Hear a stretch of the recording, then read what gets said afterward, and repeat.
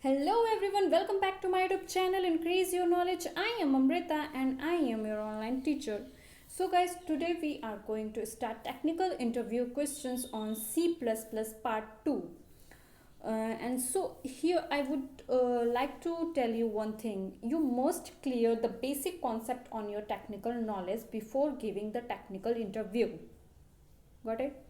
If you are fresher, then the maximum possibility is that you will be asked basic questions on your technical skill during your interview. Clear? So for this, it is very important that your basic concept is completely clear. That's why I started making videos with basic questions. So I hope you like my video, and if you like my video and if you got to learn something from my video, please give me a like and don't forget to share with your family and subscribe my channel. So let's start today's topic, and the first question is, what is method overloading in C++? So guys, in previous video I already told you about what is polymorphism, and I think it was our last question in previous video, and I already told you about what is the type of polymorphism in my previous video. So if you haven't seen my previous video, then please watch my previous video first, then come to this video. Got it? So please take note of what I am going to say. So what is polymorphism? We know that polymorphism in simple meaning having many forms. Okay, its behavior is different in different situation. Clear?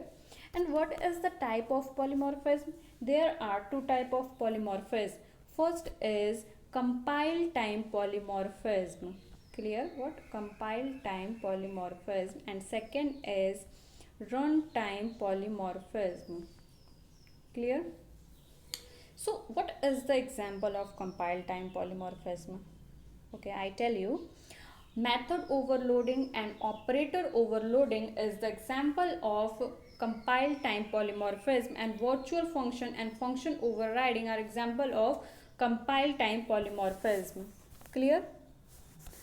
And the question is, what is method overloading in C++?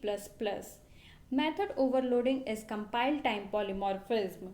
Method overloading is the process of overloading the method that has same name but different parameter or different order of parameter or different type of parameter is known as method overloading. Got it? Okay. And this is the example of method overloading. So here we can see that the both functions name are same but it different in parameter.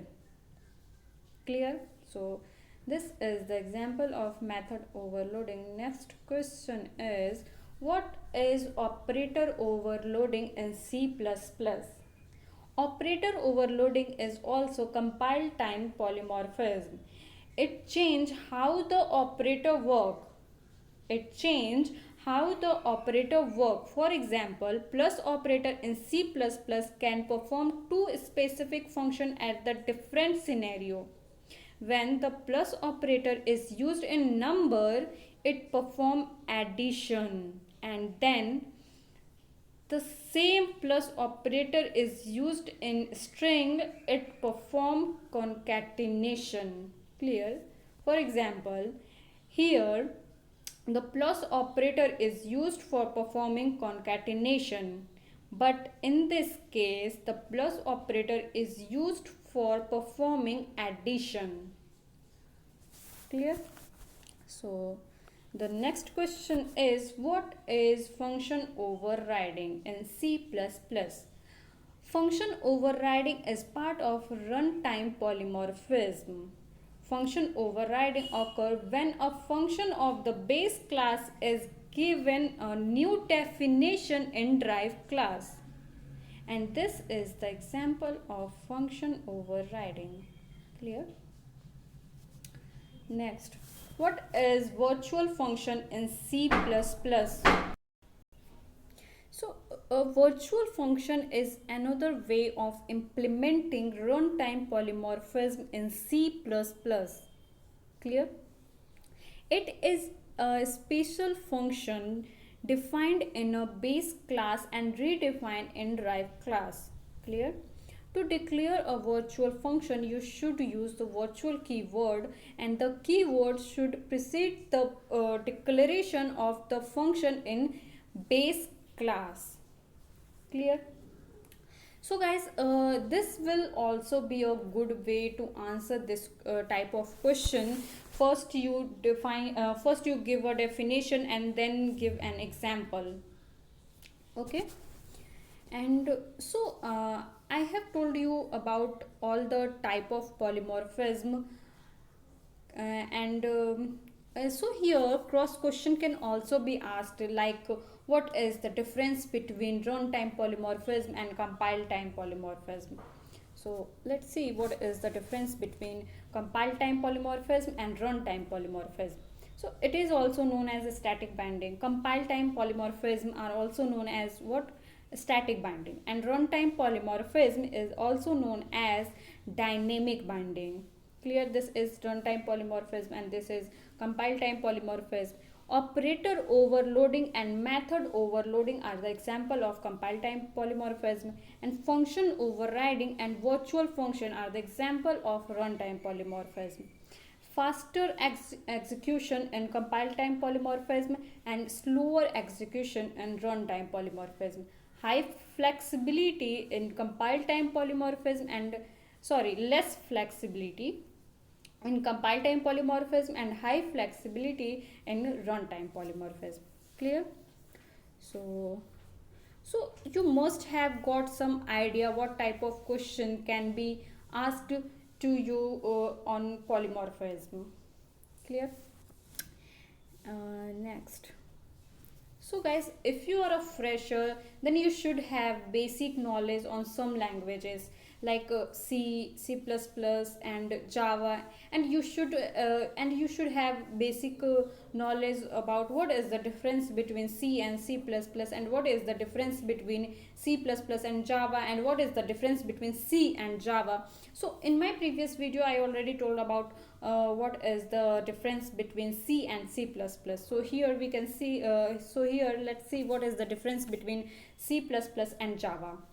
C++ is platform dependent, but Java is what? Platform independent. The C++ programming language was developed by Banjar Nestor Strupp, but the Java programming language was developed by Sun Microsystem. C++ support the goto statement, but the Java doesn't support goto statement. C++ support multiple inheritance, but Java doesn't support multiple inheritance. C++ support operator overloading, but Java doesn't support operator overloading. C++ support pointer, but Java doesn't support pointer. C++ use compiler only, but Java use compiler and interpreter both.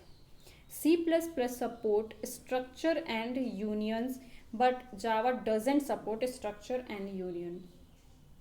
So guys, some cross question can also asked here, what is why the Java is platform independent.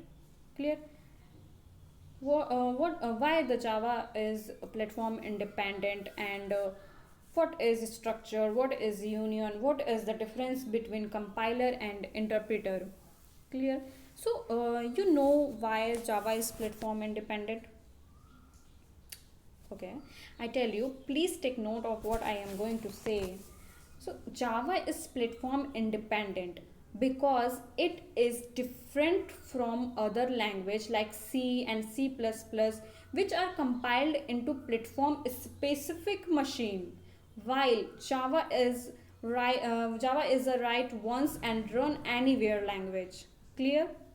So I hope you got to learn something from my video, and if you like my video, then please subscribe my channel, give me like, and don't forget to share with your friends and family. Thank you.